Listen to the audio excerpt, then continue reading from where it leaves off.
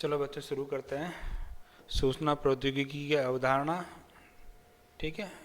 ये अपने class 9th की है, जिसका सब्जेक्ट लगता है फंडामेंटल ऑफ इंफॉर्मेशन टेक्नोलॉजी। माध्यमिक शिक्षा बोर्ड राजस्थान के द्वारा संचालित है। और आज हम पढ़ेंगे चैप्टर 8, जिसका नाम है सूचना व संचार प्रौद्योगिकी के सामाजिक प्रभाव।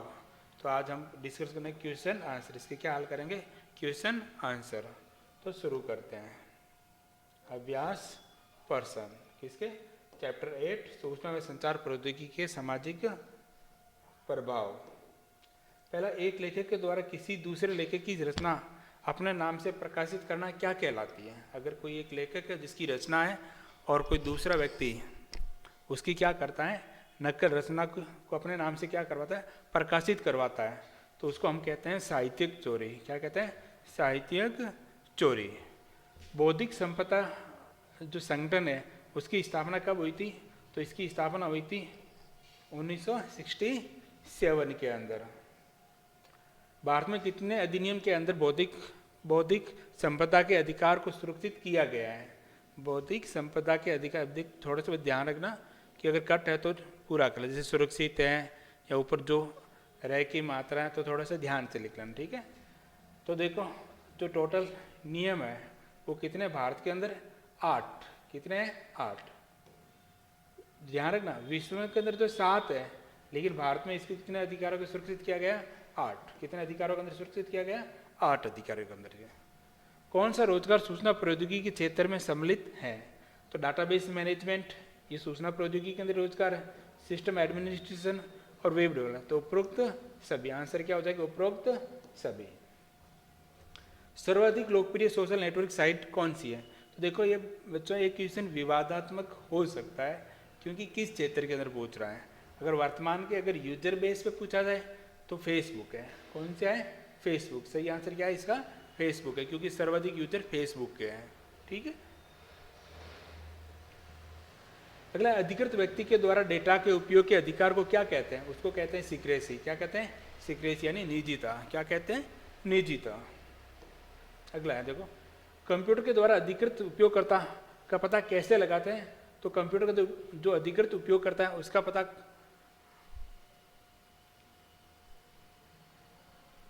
कौन लगाता है? पासवर्ड के द्वारा, है ना। कंप्यूटर के पर अधिकृत उपयोगकर्ता का पता कौन लगाता है? ठीक है, तो ये लगाता है, थोड़ा सा इसको लिख लेते हैं, ऑपरेटिंग सिस्टम ओएस के द्वारा क्या लगाया जाता है? पासवर्ड, ठीक है। तो कंप्यूटर अधिकृत उपयोगकर्ता का पता कौन लगाता है? तो ऑपरेटिंग सिस्टम लगाता है। कौन लगाता है? ऑपरेटिंग सिस्टम लगाता है। किसके द्वारा? पासवर्ड के द्वारा। ऑपरेटिंग सिस्टम के द्वारा किसी लेखक के द्वारा अन्य लेखक की रचना को नकल करना क्या कहलाता है? साहित्यिक चोरी। क्या कहलाता है? साहित्यिक चोरी कहलाता है। अगला देखो, आईसीटी के विस्तार के चलते आज पूरे विश्व को क्या नाम दे? आप पूरे विश्व का एक विलेज कह सकते हैं। क्या कह सकते हैं? एक विलेज, यानी पूरे विश्व को हम एक गांव के अंदर समाहित हो गया है। साहित्यिक चोरी को रोकने के लिए किसका उपयोग किया जाता है? तो साहित्यिक चोरी को हम इस्तेमाल करते हैं बौद्धिक संपदा का अधिकार, intellectual property rights, intellectual property rights का। शिक्षा के क्षेत्र में विद्यार्थी, शिक्षक, शोधार्थी के द्वारा की गई साहित्यिक चोरी क्या कहलाती है? उसको कहते हैं अकादमिक बेईमानी। क्या कहते हैं? अकादमिक बेईमानी या शैक्षणिक छल, अकेडमिक फ्रॉड। बौद्धिक संपदा के संगठन की स्थापना कब हुई थी? 1967 के अंदर। ऐसे सॉफ्टवेयर जो को क्या कहा जाता है जिसका स्रोत कोड सबके लिए खुला होता है, उसको कहते हैं ओपन सोर्स सॉफ्टवेयर। क्या कहते हैं? OOSS, open source software. ICT के क्षेत्र में किसी एक रोजगार का नाम लिखिए। तो हम ग्राफिक डिजाइन का लिख सकते हैं, कंप्यूटर में डाटा एंट्री ऑपरेटर, कुछ भी लिख सकते हो। जो हमने पीछे जो वीडियो देखा था ना, तीसरा पार्ट देखा इस चैप्टर का, तो उसके अंदर हम रोजगार के बारे में डिस्कशन किया है। आप कोई भी नाम लिख सकते हो। सर्वाधिक लोकप्रिय सोशल नेटवर्क साइट कौन सी है? फेसबुक। कौन सी है? फेसबुक ये यूजर बेस पे, क्योंकि सबसे अधिक यूजर वर्तमान में किसके अंदर है, फेसबुक के अंदर है। अगला देखो, आईसीटी के विस्तार के चलते साहित्यिक चोरी क्यों बढ़ गई है? आईसीटी के विस्तार के चलते साहित्यिक चोरी क्यों बढ़ गई है? देखो, आज जब सूचना प्रौद्योगिकी का विस्तार तेजी से हुआ है तो साहित्यिक चोरी भी बढ़ गई है, साहित्यिक चोरी भी बढ़ गई है। साहित्यिक चोरी इंटरनेट का एक सामाजिक कुप्रभाव है। साहित्यिक चोरी है जो आईसीटी के अंदर इंटरनेट के द्वारा एक सामाजिक कुप्रभाव है। आजकल इंटरनेट पर विभिन्न सामग्री जैसे लेख है, ऑडियो है, वीडियो, प्रेजेंटेशन है, ग्राफिक, फोटोग्राफ है आदि बहुतायत में और बड़ी आसानी से उपलब्ध है। और इस सामग्री को कॉपी करना, कट पेस्ट करना और एडिट करना क्या होता है, बहुत ही आसान है, क्योंकि इन कार्यों को करने के लिए अनेक सॉफ्टवेयर और टूल उपलब्ध हैं। इस कारण आजकल विद्यार्थियों, शोधकर्ता, पत्रकारों, लेखकों आदि में दूसरे के कार्य की नकल करने की प्रवृत्ति को बढ़ावा मिला है। अगला देखो, शोधार्थी साहित्यिक चोरी किस प्रकार करता है? जो शोध करता है, जो रिसर्च है, देखो रिसर्चर है, वो कैसे नकल करता है ना, साहित्यिक चोरी का शोध पत्र यानी रिसर्च पेपर तैयार करने के लिए कई शोधार्थी अनुचित तरीके से अध्ययन सामग्री को जुटाते हैं। यानी कई शोधकर्ता होते हैं जो रिसर्च पेपर है या शोध पेपर है उसको तैयार करने के लिए शोधार्थी बहुत सारे जो अनुचित तरीके हैं उसके द्वारा अध्ययन सामग्री को जुटाते हैं। ये शोधार्थी इन अध्ययन सामग्री को संपादित या तोड़ मरोड़ कर उसे रिसर्च पेपर के साथ अटैच कर सबमिट कर देते। ये करते क्या है कि शोधार्थी जो अध्ययन सामग्री है उसको तोड़ मरोड़ कर अपने रिसर्च पेपर के साथ क्या कर देते हैं, अटैच करके क्या कर देते हैं, सबमिट कर देते हैं। शोधार्थी अमूमन किसी सर्च इंजन या अन्य किताबों से अध्ययन सामग्री को कॉपी करता है या वहाँ से चुरा कर उसे अपनी रिसर्च पेपर में सबमिट कर देता है। रिसर्च पेपर के अलावा प्रोजेक्ट या थीसिस पेपर में भी ऐसा ही कर सकते हैं, ऐसा ही करते हैं। साहित्यिक चोरी क्या है? ये देखो, किसी लेखक के द्वारा किसी दूसरे की भाषा, विचार, उपाय, शैली आदि का अधिकांशतः नकल करते हुए अपने मौलिक कृति के रूप में प्रकाशित करना साहित्यिक चोरी कहलाता है। क्या कहलाता है? साहित्यिक चोरी कहलाता है। आप अपने लेख को दूसरे लेखक की सामग्री का उपयोग करना चाहते हैं तो आप क्या करेंगे? यदि आप किसी दूसरे लेखक की जो सामग्री है, जो उसके साहित्य है, उसको अगर आप अपने उसका उपयोग लेना चाहते हो तो आपको क्या करना चाहते हो? आपको क्या करना चाहते हैं तो आप क्या करें? उपयोग करना चाहते हैं तो आप क्या करेंगे? तो कोई भी नई सामग्री तैयार करने से पूर्व उससे संबंधित सभी सूचनाओं और उसके स्रोतों को पूरी तरह से अवगत हो जाना चाहिए। अगर आप कोई भी संबंधित कुछ लिख रहे हो तो उस क्षेत्र में पहले किसने क्या लिखा है उसके बारे में पूरी जानकारी, सूचना जिस भी स्रोत से है उससे पहले आप अवगत हो जाइए।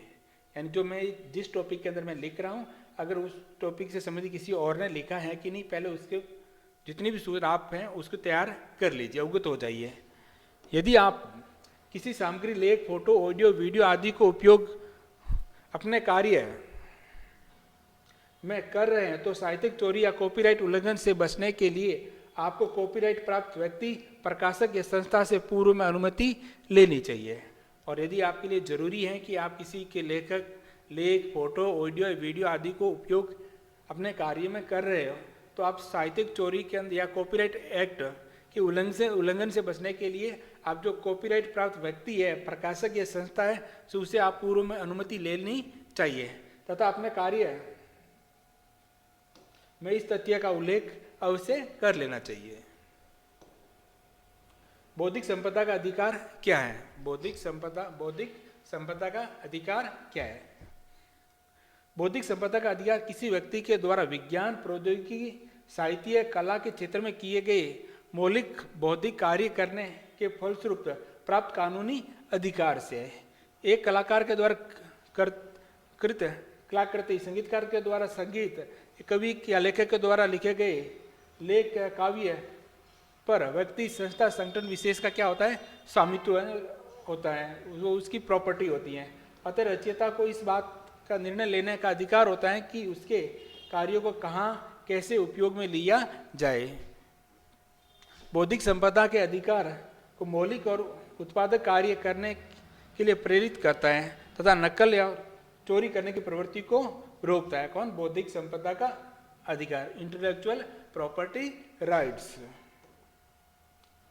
WIPO का पूरा नाम क्या है? World intellectual property organisation, world intellectual property organisation, और जिसकी स्थापना कब हुई थी?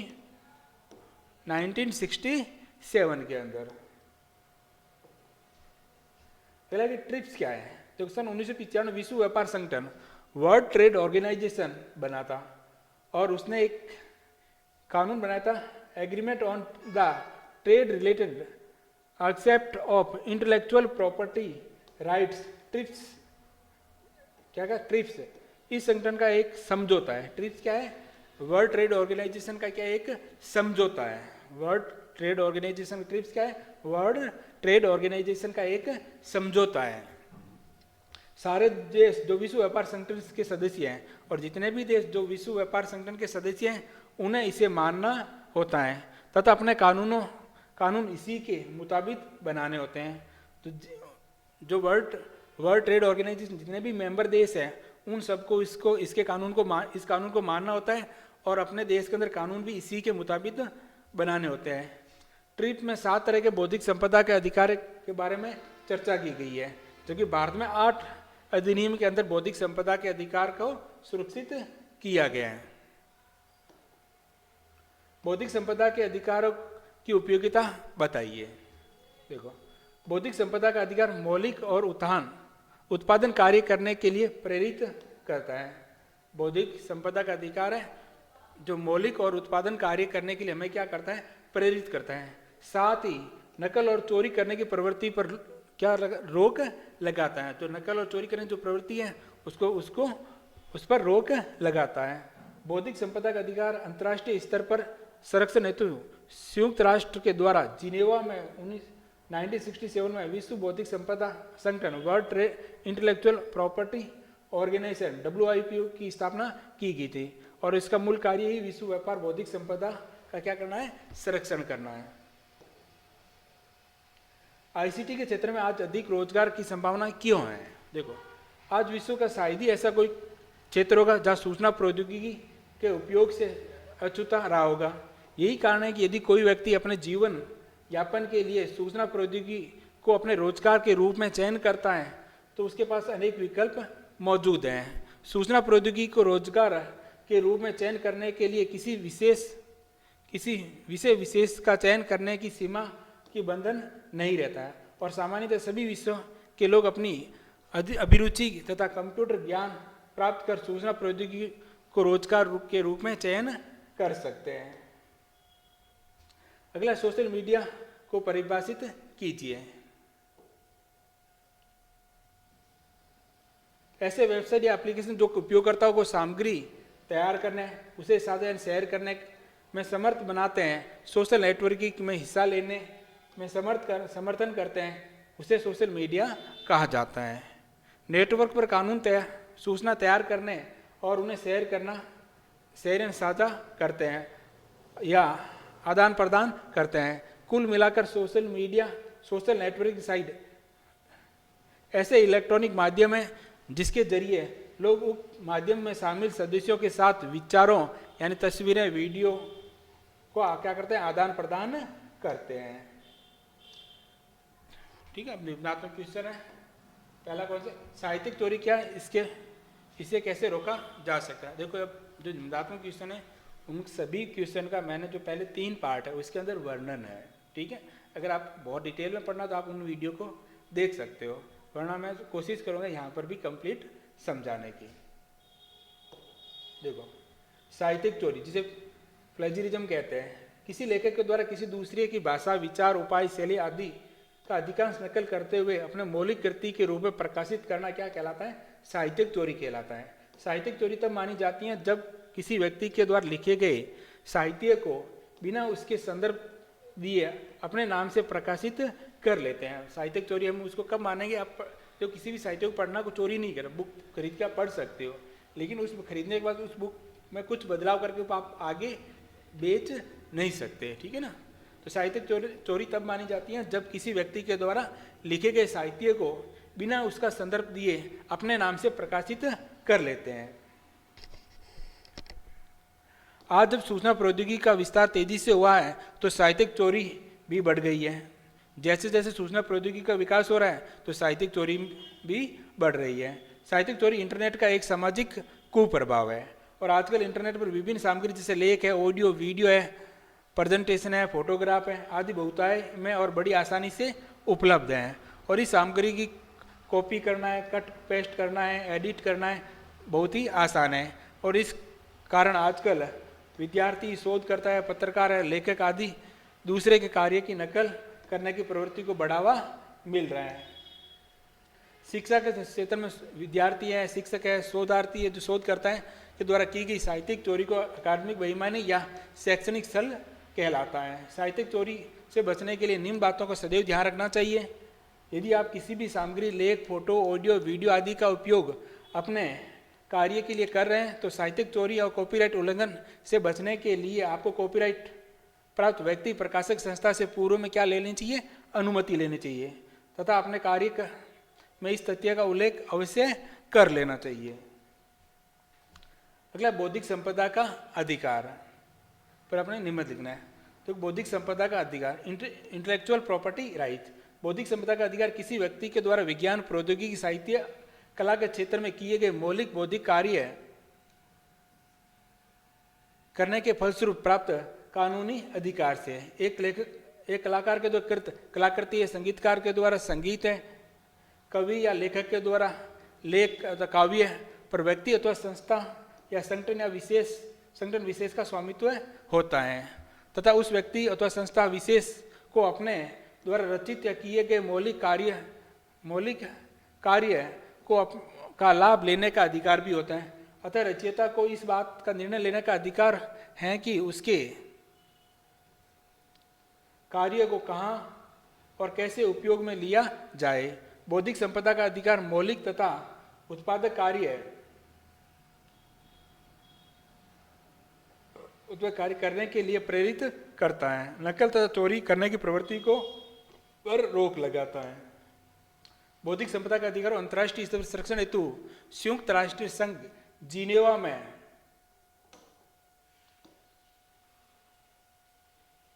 जिनेवा में 1966 विश्व बौद्धिक संपदा संगठन world intellectual property organisation WIPO की स्थापना की गई थी, जिसका मूल कार्य यही विश्व व्यापार बौद्धिक संपदा का संरक्षण करना है। विश्व के 184 है ना, 182 देश बौद्धिक संपदा वर्ल्ड इंटेलेक्चुअल प्रॉपर्टी ऑर्गेनाइजेशन की क्या है? सदस्य। और भारत भी इस संगठन का क्या है? सदस्य है। ये संगठन 24 अंतर्राष्ट्रीय संधियों के क्या करता है? संचालन करता है। और 1995 विश्व व्यापार संगठन वर्ल्ड ट्रेड ऑर्गेनाइजेशन बना और जिसने agreement on the trade related except of intellectual property rights trips इस संगठन का एक समझौता है। और जितने भी देश हैं विश्व के अंदर जो इस व्यापारिक संगठन के सदस्य हैं उन्हें यह समझौता मानना होता है और अपने देश में इसी के अनुसार क्या मुताबिक क्या बनाना होता है? बौद्धिक संपदा के अधिकार से संबंधित कानून बनाते हैं। इसी कारण बदल रहे हैं ताकि ट्रिप्स के मुताबिक हो जाए। ट्रिप्स में आपको बताएं बौद्धिक संपदा के अधिकार के बारे में चर्चा की गई है।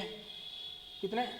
7 तरह के। तो भारत में 8 अधिनियम के अंदर बौद्धिक संपदा के अधिकार को सुरक्षित किया गया है, जिसमें पहला है बायोलॉजिकल डाइवर्सिटी एक्ट 2002, अगला कॉपीराइट एक्ट 1957 के अंदर, डिजाइनिंग एक्ट 2000 है, the geographical indication of goods जो हम सामान खरीदते हैं उसके ऊपर जो जियोग्राफिक लोकेशन कंट्री का नाम लिखा हुआ था वो इसी का हिस्सा है।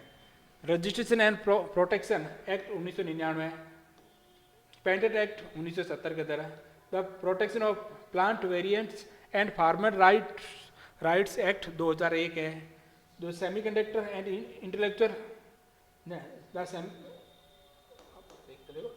The semiconductor integrated circuit layout designing act 2000 है, द ट्रेड मार्केट एक्ट 1999 है। इसके अलावा 2 और क्षेत्र है जिसमें बौद्धिक संपदा के अधिकारों को सुरक्षित है। एक तो ट्रेड सीक्रेट है और एक है कॉन्ट्रैक्ट एक्ट, संविदा कानून। जो ओपन सोर्स सॉफ्टवेयर है उनका बौद्धिक संपदा के जो अधिकार उसके अलग तरह का संबंध है, क्योंकि ओपन सोर्स सॉफ्टवेयर होते हैं ना, उन्हें कहा जाता है जिनका जो सोर्स कोड है वो सभी के लिए खुला हो, जिसका सोर्स कोड कोई भी इस्तेमाल कर सकता है। ऐसे सॉफ्टवेयर का कोड कोई भी व्यक्ति संशोधित कर उसके विकास में योगदान दे सकता है या स्वयं अपने कार्य के लिए इसे निःशुल्क में उपयोग कर सकता है। सोशल मीडिया के उपयोग के लाभ और हानि बताइए। देखो, ऐसी वेबसाइट या एप्लीकेशन जो उपयोगकर्ताओं को सामग्री तैयार करने, उसे साझा करने में समर्थ बनाते हैं, सोशल नेटवर्किंग में हिस्सा लेने में समर्थन करते हैं, उसे सोशल मीडिया कहा जाता है। नेटवर्क पर सूचना तैयार करने, उन्हें शेयर करने या आदान प्रदान करने, कुल मिलाकर social media social network site ऐसा इलेक्ट्रॉनिक माध्यम है जिसके जरिए लोग उक्त माध्यम से शामिल सदस्यों के साथ विचार, जिसमें तस्वीर और वीडियो का क्या करते हैं, आदान प्रदान करते हैं। और विश्व भर करीबन 200 से अधिक सोशल नेटवर्किंग साइट है, जिसमें फेसबुक, ट्विटर है, आउटलुक है, माई स्पेस है, लिंक्डइन है, फ्लिकर है, इंस्टाग्राम है, ठीक है, सबसे अधिक लोकप्रिय है। सोशल मीडिया के उपयोग और लाभ। हाल ही के वर्षों कई बड़े आंदोलन सोशल मीडिया के द्वारा शुरू किए गए और वर्ष 2000 के जनवरी महीने में फेसबुक के द्वारा मिस्र में जबरदस्त आंदोलन किया गया था। ट्यूनीशिया में भी फेसबुक की जिस सरकार के खिलाफ आम जनता ने लामबंद होने में हेल्प की थी। और फेसबुक लंबे समय से बहुत सारे बिछड़े जो माता पिता है, भाई बहन है, दोस्त है, उनको मिलाने में क्या कर रहा है, का काम कर रहा है। सोशल मीडिया के उपयोग से हानियाँ। देखो, सोशल मीडिया के इस्तेमाल से मनोवैज्ञानिक प्रभाव का खतरा है। मनोरोग चिकित्सक का कहना है कि सोशल नेटवर्क साइट के ज़्यादा इस्तेमाल करने से लोगों में इसका नशा लग जाता है। जो मनोवैज्ञानिक है उनका कहना है कि अगर कोई व्यक्ति सोशल मीडिया साइट का इस्तेमाल बहुत अधिक करता है तो उसे उसका नशा लग जाता है और वह अपने परिवार के प्रति जो प्रतिबद्धता है छोड़कर घंटों कंप्यूटर मोबाइल से चिपका रहता है। सोशल मीडिया एक परोक्ष माध्यम है जिसके इस्तेमाल से लोग परोक्ष रूप से तो लोगों से जुड़ते हैं, लेकिन वो असल में जो असल समाज है उसे अलग थलग पड़ जाते हैं। और इसका असर ये होता है कि उसमें सामाजिक गुणों का विकास नहीं हो पाता। और दूसरी तरफ सोशल मीडिया से लोग अधिक व्यस्त रहते हैं जिससे वे आउटडोर एक्टिविटी नहीं कर पाते हैं। इसके अलावा अधिक देर तक बैठे रहने के कारण कई तरह की शारीरिक बीमारियां हो जाती हैं। सोशल मीडिया जो एडिक्शन है के भी बहुत सारे खूब मामले सामने आ रहे हैं। ऐसे कुछ मरीज जो 10 से 12 घंटे इंटरनेट पर बिताते हैं, ये नशा इतना सिर्फ चढ़ कर बोलता है कि उसे हम परिवार के समय ही नहीं दे पाते हैं और उनके परिवार वाले जब उसका विरोध करते हैं तो वह आक्रामक हो जाते हैं। और तो और अगर इंटरनेट ठीक से काम नहीं करता तो वह गुस्से में आकर घर के सामान भी तोड़ने लग जाते हैं। अनेक नगरों में सोशल मीडिया जो एडिक्ट के इलाज के लिए डी एडिक्शन सेंटर खुल गए हैं। इसे स्पष्ट है कि सोशल मीडिया का इस्तेमाल अब बीमारी के रूप ले चुका है। सोशल मीडिया एक बीमारी का रूप ले चुका है। इसमें कोई भी दो राय नहीं है कि सोशल मीडिया आज लोगों के लिए बहुत ही आवश्यक हो गया है, लेकिन इसका दूसरा पहलू ये है कि इसे बचने की ज़रूरत है, क्योंकि जब किसी भी चीज़ का दुरुपयोग होने लगे तो वह वरदान नहीं अभिशाप बन जाती है। आईसीटी और रोजगार पर लेख लिखिए। देखो, आज विश्व का शायद ही ऐसा कोई क्षेत्र होगा जहाँ सूचना प्रौद्योगिकी के उपयोग से अछूता रहा हो। यही कारण है कि यदि कोई व्यक्ति अपने जीवन यापन के लिए सूचना प्रौद्योगिकी को अपने रोजगार के रूप में चयन करता है तो उसके पास बहुत सारे विकल्प मौजूद हैं। सूचना प्रौद्योगिकी को रोजगार के रूप में चयन करने के लिए किसी विषय का चयन करने की सीमा बंधन नहीं होते। सामान्यतः सभी विषय के लोग अपनी अभिरुचि और कंप्यूटर के ज्ञान प्राप्त कर सूचना प्रौद्योगिकी को रोजगार के रूप में चयन कर सकते हैं। यहाँ कुछ रोजगार विकल्प क्या, जैसे ग्राफिक डिजाइनिंग है, वेब डिजाइनिंग है, एनिमेटर है, desktop application management, network management है, नेटवर्क एडमिनिस्ट्रेशन प्रोग्राम है, सिस्टम एनालिस्ट है, कंप्यूटर ऑपरेटर है और कंप्यूटर टेक्नीशियन है, कंप्यूटर इंजीनियर है, सॉफ्टवेयर इंजीनियर है, डाटाबेस मैनेजर है, डाटा एंट्री ऑपरेटर है, वेब डेवलपर है, सिस्टम एडमिनिस्ट्रेशन है, वेब प्रोग्रामर है, वेब मास्टर है, ये बहुत सारे क्षेत्र हैं जहाँ पर आप ICT का के अंदर रोजगार प्राप्त कर सकते हैं। अब हमें टिप्पणी लिखनी है किसके बारे में, निजता, प्रामाणिकता और सत्यनिष्ठा। निजता क्या होती है, इसे गोपनीयता भी कहा जाता है, यानी सीक्रेसी। निजता गोपनीयता से तात्पर्य अधिकृत व्यक्ति के द्वारा ही डाटा के उपयोग के अधिकार से हैं। किसी भी व्यक्ति को डाटा पढ़ने और उसमें परिवर्तन करने के लिए अधिकृत किया जा सकता है, और किसी व्यक्ति को यदि केवल डाटा पढ़ने के लिए अधिकृत किया गया है तो वो केवल डाटा में कोई परिवर्तन नहीं कर सकता है। अधिप्रमाणन या अथेंटिकेशन से अभिप्राय है कि जिस व्यक्ति से आप संपर्क कर रहे हैं उसे अपने बारे में कोई भी सूचना देने या उसके साथ व्यापारिक सौदा तय करने से पहले उसे संबंधित सभी आवश्यक जानकारी प्राप्त करना है। अधिकृत करने से पूर्व यह आवश्यक है कि किसी स्रोत के द्वारा आप उस व्यक्ति की पहचान की सत्यता का पता लगा लें। ये एक प्रकार की सुरक्षा का तरीका होता है। इस तरीके का प्रयोग ऑपरेटिंग सिस्टम के द्वारा व्यक्ति को अधिकृत उपयोगकर्ता होने के पता लगने पासवर्ड के द्वारा किया जाता है। इंटीग्रिटी यानी सत्यनिष्ठा से अभिप्राय है जो डाटा प्राप्त कर रिसीवर तक पहुंचता है वह उसी रूप में होना चाहिए जिस रूप में उसे भेजा गया है।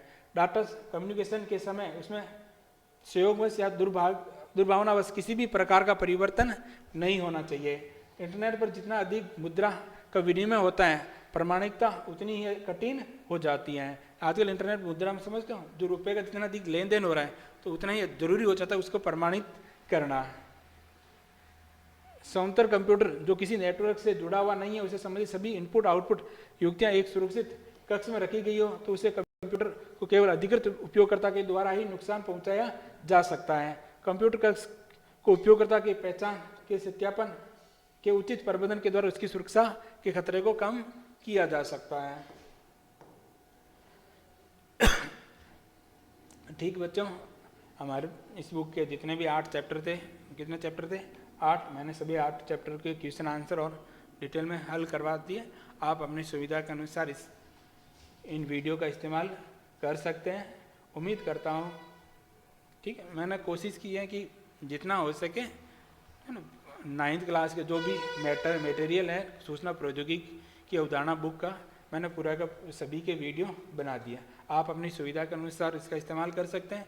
हाँ, मैंने जो पार्ट आपका 6 है इसके केवल मैंने क्वेश्चन आंसर ही करवाए, तो इसकी वजह ये थी कि इसके जो मैटर था वो अधिकतर प्रैक्टिकल था। तो जब भी मुझे टाइम मिलेगा तो मैं उस प्रैक्टिकल से संबंधित वीडियो बना दूंगा। और अब हमारा आगे जो टारगेट होगा, जो क्लास 9th है, कौन सी क्लास, जो क्लास 9th है, ठीक है। तो इसके अंदर हम आगे एक तो करेंगे जो प्रैक्टिकल है, जो प्रैक्टिकल होता है तुम्हारे, तो एक तो प्रैक्टिकल फाइल कैसे तैयार करेंगे उसे संबंधित कुछ क्वेश्चन पढ़ाई करेंगे, ठीक है। और इसके अलावा मैंने बता ही दिया जो आपका 6 पार्ट है, कौन सा, 6ठा पार्ट है, उसके जो प्रैक्टिकल वीडियो है, तो 4 या 5 वीडियो और के अंदर बनाकर आपका पूरा सिलेबस कवर करवा दिया जाएगा, ठीक है। उम्मीद करता हूँ आपको ये क्लास समझ में आई। धन्यवाद।